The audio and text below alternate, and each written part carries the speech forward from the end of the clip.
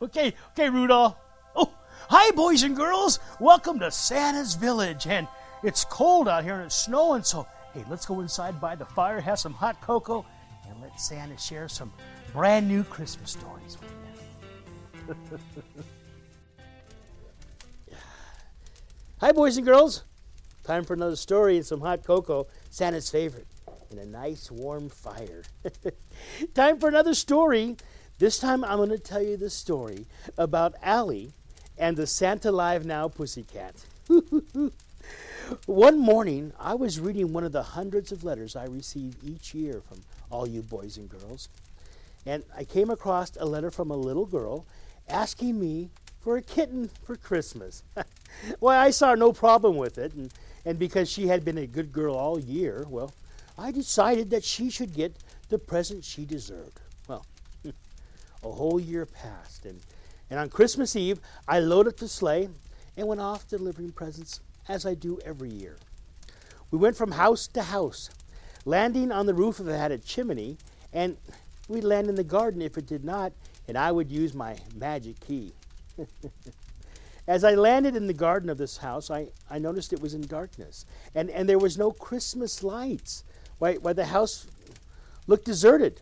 I checked my computer, and I pulled up my list, and oh, I thought maybe I'd made a mistake, and I was at the wrong house.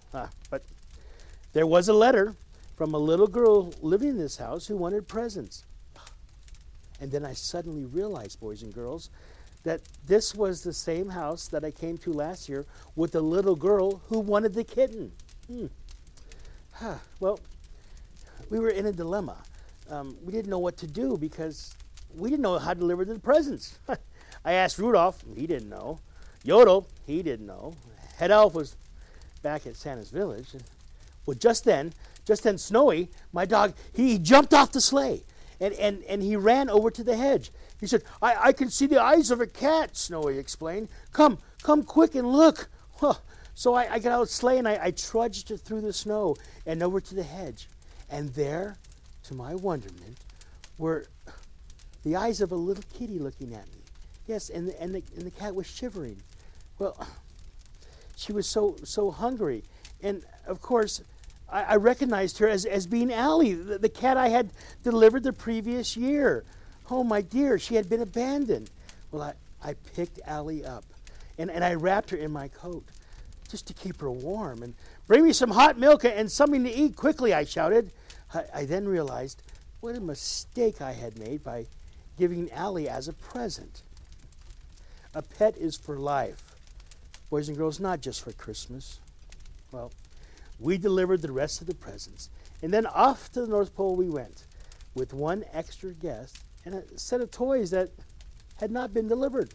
Well, I assured Allie that she'd become part of Santa's Village, and I introduced her to everyone there. She would become one of the family. I went back to my office and began checking my Christmas wish list to see where the toys should have been delivered. I checked every house in the world, and just then my computer came up with one answer. One house showed no deliveries.